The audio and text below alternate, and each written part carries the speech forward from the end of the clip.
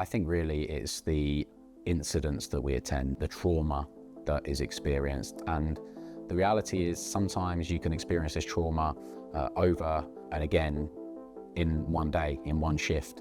The underfunding in the fire service has caused significant issues.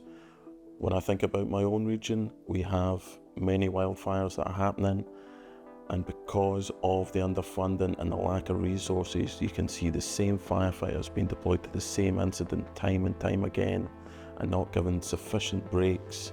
People can't take time off because we're understaffed. Probably leads to sort of stress and anxiety when even thinking about having to take time off.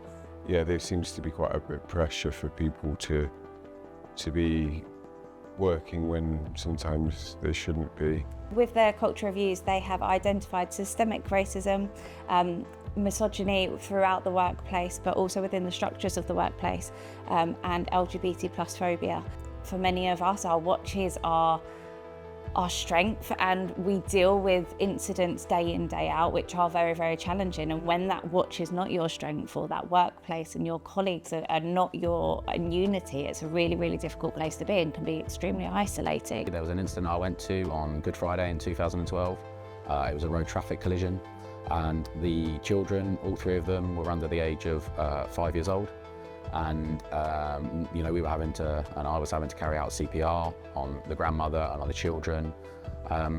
It's damaging, and I think that the reason why it's damaging is because there aren't provisions, or there aren't supports, there aren't funding to the fire and rescue service where people may need additional help. And look, there is some of this stuff going on, but it's too inconsistent. It's not in every brigade, and actually we need to end the postcode lottery. We need national standards on mental health, and we need to protect our firefighters, because ultimately it's them that are going out and protecting us on a day-to-day basis.